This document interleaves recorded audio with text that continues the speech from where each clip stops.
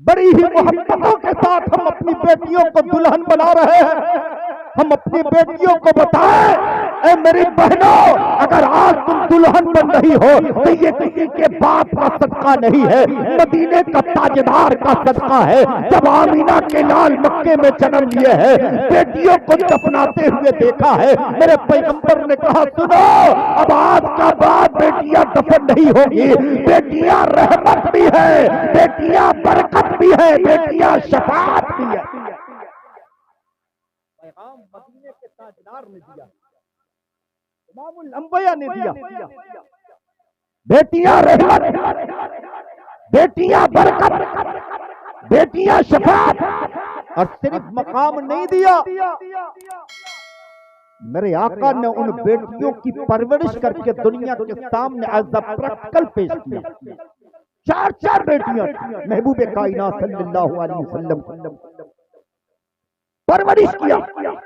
अब मैं पूछना चाहता हूं, अब उससे अच्छी परवरिश कौन कर सकता है जो मदीने के ताजदार ने किया? कोई कर सकता है? जरा बताएं तो सही। मैं दुल्हा वाले से पूछूं, आज बड़े शान से जाते हैं दुल्हन के यहाँ, उसके बाप के घर में बड़ी बड़ी पगड़ी बांध कर जाते हैं, और उसके बाद अगर जरा बराबर भी नाश्ता में डिसबैलेंस हुआ तो कहते हैं तुम्हारा यही इंतजाम है। वो बताना चाहते हैं कि हम बड़े हैं, बेटी वाले तुम छोटे हो। अब मैं पूछना चाहता हूं, पिता कनक के बाइज्जत मुसलमानों, आप ये बताओ कि मुस्तफा जिसको बड़ा कहते वो बड़ा है कि नहीं है? जोर से बोले। नबी ने जिसको बड़ा कहा वो कल भी बड़ा था, आज भी बड़ा है, और इंशाअल्लाह कयामत तक वो बड़ा रहेगा। और नबी ने जिसको छोटा कह दिया वो कल भी छोटा था, आज भी है, और कयामत के दिन भी देखना वो छोटा ही रहेगा। मेरे पैगंबर ने कहा, बेटा वालों बड़ा खुश मत हो जाओ, तुम बड़े नहीं हो बल्कि बेटी वाला बड़ा है। अब जनाब इरफान साहब कहेंगे, बताइए मौलाना हमारे घर आए हैं बेटी वालों का नाम कर रहे हैं। मैंने कहा नहीं नहीं जनाब अब्दुल वहीद साहब, ये पैगाम आपका नहीं है, ये पैगाम किसी दुनिया का स्कॉलर का नहीं है, इमामुल अंबिया का पैगाम है। मेरे नबी ने कहा, बेटा वाला बड़ा नहीं है बल्कि बेटी वाला बड़ा। अगर बेटा खुदा के घर का है तो बेटी मुस्तफा के घर की है। गौर से बोले।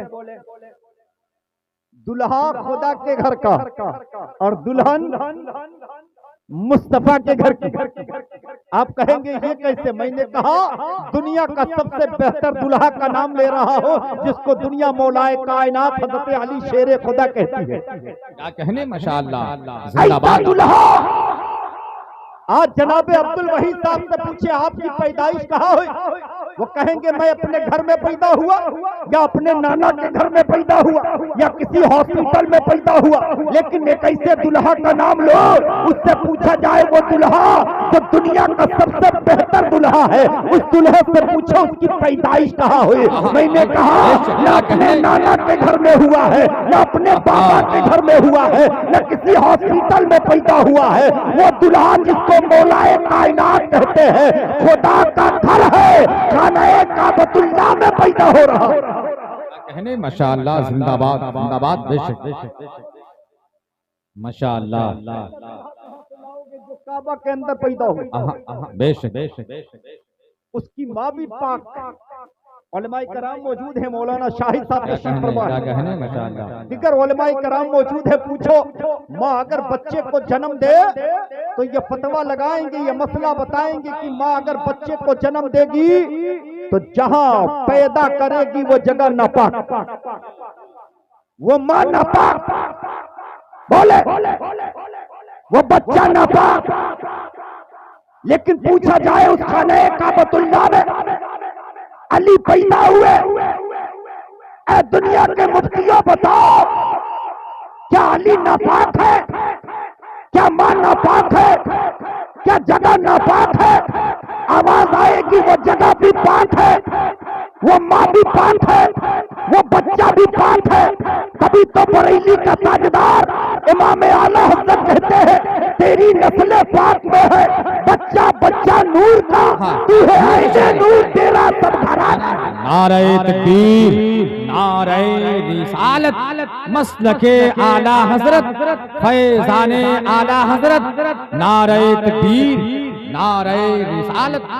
दुनिया का दुल्हा देखे जनाबे वही साहब, एक वो भी दुल्हा जो खाने काबतुल्लाह में पैदा हुआ। एक बात बताऊं, अरब का ये कानून था कि जब कोई बच्चा पैदा होता था ना, तो खाने काबतुल्लाह के ऊपर उसके छत पर एक अजदहा रहता था। जब कोई बच्चा पैदा होता था तो लेकर लोग आते थे और वहां एक पत्थर था, एक चबूतरा था, उसी पर लोग लिटा देते थे। अजदहा उतरता था, अगर वो सूंघ कर छोड़ दिया तो हलाली है, अगर डस दिया तो हरामी है। बात समझ में आ रही है ना? अली पैदा हुए, अली खाने काबतुल्लाह में पैदा हुए। जब बच्चा पैदा हुआ और जब माँ फातिमा बिनते असद गोद में लेकर खाने काबा से बाहर आई, मदीने का ताजदार वही है, इमामुल अंबिया वही है, कायनात का मौला वही है, नबी ये मोहतरम वही है। मेरे पैगंबर ने कहा चच्ची इस बच्चे को मुझे दे दो। नबी ने उस बच्चे को लिया और लेने के बाद नबी जब जाने लगे, जो उस वक्त के शौरमा थे ना, अबू जहल था, अबू लहब आ गए। ऐ मोहम्मद इब्ने अब्दुल्ला, कानून नहीं जानते हो? इस बच्चे को भी चौतरे पे लिटाओ, अजदहा उतरेगा, बताएगा कि ये बच्चा कैसा है। मेरे पैगंबर ने उस बच्चे को गोद में लिया था। इमामुल अंबिया की गोद में वो बच्चा है जिसको इमामुल औलिया कहा जाता है। नबी ने लिटा दिया, अजदहा खोला गया। जब वो मुकम्मल अपना फोंक निकाले हुए अली के करीब आया ना, अली करमल्लाहुल वजहुल करीम ने अपने 2 उंगली यूं निकाला और उसके जबड़े को पकड़कर ऐसा ऐंठ दिया कि हमेशा के लिए खत्म हो गया। बच्चा कितने दिन का है भाई? सिर्फ 36 घंटे का वो बच्चा है। यूं पकड़कर मेरे अली ने इस तरीके से उस अजदहा को मारा कि हमेशा के लिए उसकी सांस बंद हो गई। अबू जहल भड़क गया, ऐ मोहम्मद इब्ने अब्दुल्ला, ये बच्चा कैसा है? उसने अजदहा को मार दिया। ये खानदान का नसब बताता था। अब बता कौन बताएगा कि बच्चा हरामी है कि हलाली है? मेरे पैगंबर ने खड़े होकर कहा, अब तक ये अजदहा फैसला करता था कि हरामी कौन है, हलाली कौन है। अब कोई और नहीं बताएगा, अब अली बताएगा कि हरामी कौन है, हलाली।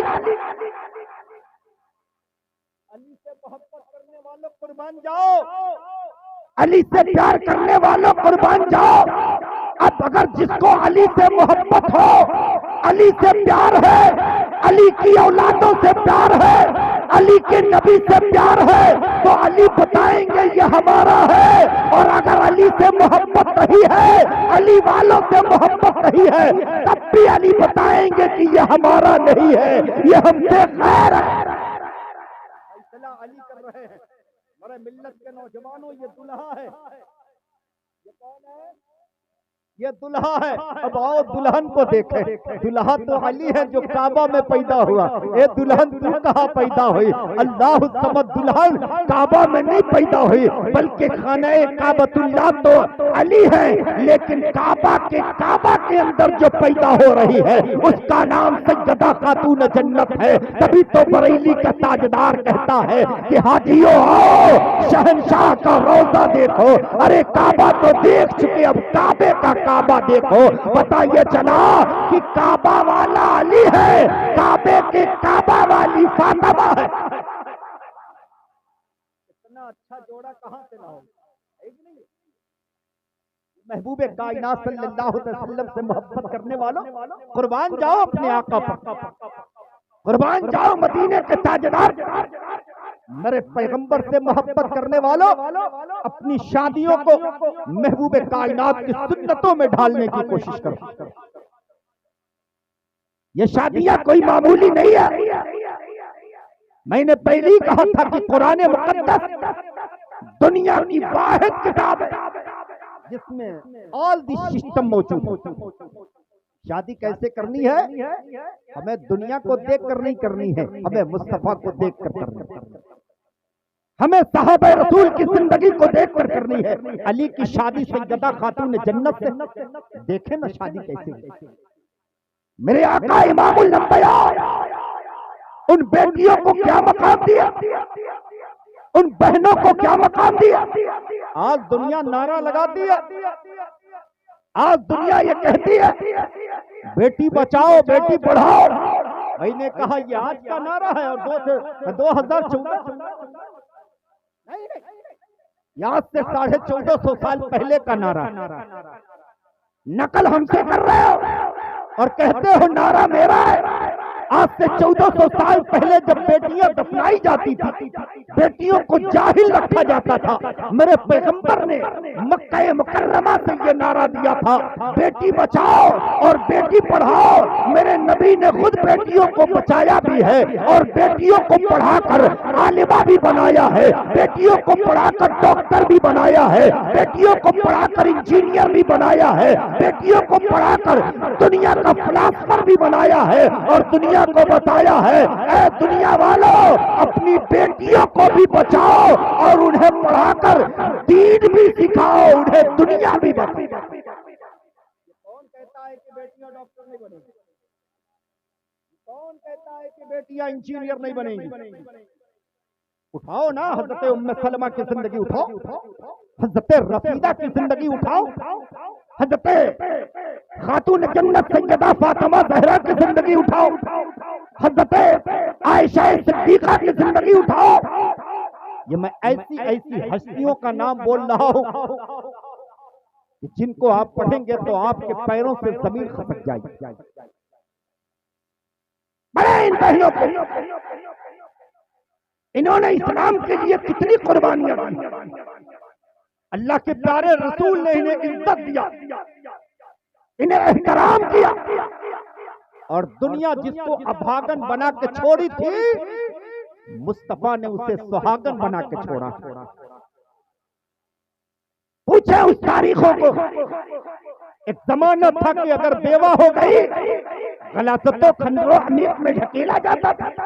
मेरे महबूब ने कहा नहीं नहीं, जिसको तू अभागन कहता है मुस्तफा उसे सुहागन बना दिया। क्यों? इसलिए कि मदीने का ताजदार रहमतुल लिल आलमीन, मदीने का ताजदार दयालु कृपालु है।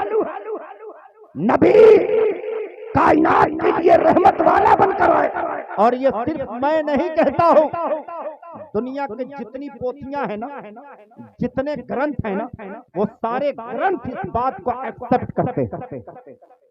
पढ़िए ना, पोथी रामा संग्राम को पढ़िए, भविष्य पुराण को पढ़िए, भूषण पुराण को पढ़िए, ऋग्वेद यजुर्वेद अथर्ववेद और सामवेद को पढ़िए, गीता को पढ़िए। ये सारी किताबें इस बात की दलील है कि इमामुल अंबिया ताजदार मदीना सल्लल्लाहु तआला अलैहि वसल्लम कायनात के लिए दयालु व कृपालु बन के आए। पढ़े उनकी किताबों को। महबूबे कायनात सल्लल्लाहु तआला अलैहि वसल्लम से मोहब्बत करने वालों, इमामुल अंबिया से प्यार करने वालों, हिंदुस्तान के सनातन धर्म के सबसे बड़े विद्वान महर्षि श्री वेद व्यास, उनसे पूछें, उनसे बड़ा कोई विद्वान सनातन धर्म में नहीं पैदा हुआ। उन्होंने 18 पुराणों को लिखा है, उसी में से एक पुराण है जिसका नाम है भविष्य पुराण। और भविष्य पुराण के प्रतिशत पर्व नंबर 3 खंड नंबर 3 अध्याय नंबर 1 श्लोक नंबर 25 और 26 उसमें लिखा लिम्द गच्छति सीखाहीन संसुरधारी सदुष्का उच्चालापी सर्व बक्षी भविष्यति जनो मम बिना कोलम च पश्वस्त शामम बक्षिया मता मम मुसलैने वशन शकारा कुशैरी के भविष्य। मदीने के ताजदार की तारीफ करता है, कहता है सुनो, एक ऐसा नबी पैदा होंगे, एक ऐसा रसूल पैदा होंगे कि जब अपने माँ के शिकम से पैदा होंगे तो वो खतना किए हुए पैदा होंगे। वो शाकाहारी और मांसाहारी दोनों होंगे। उनके सर पे चट्टा नहीं होगा बल्कि चेहरे पे दाढ़ी होगी। और जब ईश्वर का भजन करेंगे तो ऊंची आवाज में करेंगे, और जो उस नबी को मान लेगा उसी को मुसलमान कहा जाएगा। ये मैं नहीं कहता हूं, ये महर्षि जी बोल रहे हैं। फैसला कर दिया कि जो उस नबी को मानेगा वही मुसलमान। बताया कि सिर्फ टोपी पहन लेने का नाम मुसलमान नहीं है, सिर्फ जुब्बा और पगड़ी लगा लेने का नाम मुसलमान नहीं है, सिर्फ वलीमा में गोश्त पुलाव खा लेने का नाम मुसलमान नहीं है, बल्कि मुसलमान नाम है complete submission to the P ऑफ अल्लाह मुहम्मद रसूलुल्लाह। ये डेफिनेशन ऑफ ईमान है। अगर ये है हम मुसलमान हैं, वरना हमसे बड़ी बड़ी दाढ़ियां वाले लोग नजर आ रहे हैं, बड़ी बड़ी टोपियों वाले लोग नजर आ रहे हैं, बड़े बड़े जुब्बा पहनने वाले नजर आ रहे हैं, लेकिन अगर इश्क़ मुस्तफा नहीं है, किरदारे नबी नहीं है, सुन्नत मुस्तफा नहीं है, तो फिर मुसलमान होने का दावा नबी की जिंदगी के बारे में दुनिया की किताबें कह रही हैं।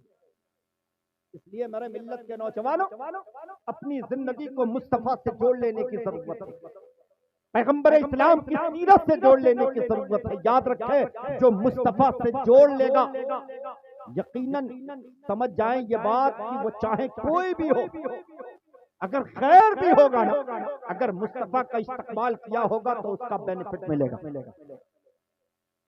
ये मैं नहीं कहता, दुनिया की सारी किताबें बोल रही। आपने गुरु नानक का नाम सुना है? हिंदुस्तान के बहुत बड़े विद्वान का नाम बोल रहा हूँ, जनाब गुरु नानक, बहुत बड़े संत का नाम। जब दुनिया वालों ने उनसे पूछा कि गुरु जी आप कैसे इज्जत वाले हो गए, बुलंदी वाले हो गए, तो गुरु नानक ने इस बात को अपने गुरु ग्रंथ में लिखा है, और उसकी translation mister Gurmeet Singh advocate और मिस्टर तारा सिंह एडवोकेट ने पुस्तक लिखी है जिसका नाम है influence of Islam on Indian culture. इस किताब को पढ़िए, उसमें उन्होंने लिखा है it is clear that Nanak took the prophet of Islam as his model. His teachings was naturally deeply colored by this. If we make a comparative study of glorious Quran as contained in Sri Guru Granth Sahib, we notice that the basic presented by the same and some of the right resemble in subject matter, even in style, so much as to on the mind of the reader the impression that two have proceeded from one command form. जनाब गुरु नानक ने कहा था, दुनिया वालों अगर मुझे इज्जत वाला देख रहे हो, बुलंदी वाले देख रहे हो, दुनिया मुझे प्रणाम और सलाम कर रही है, तो ये मेरी करामत नहीं है। मैंने जो कुछ सीखा है वो या तो कुरान से सीखा है या फिर साहबे कुरान से सीखा है।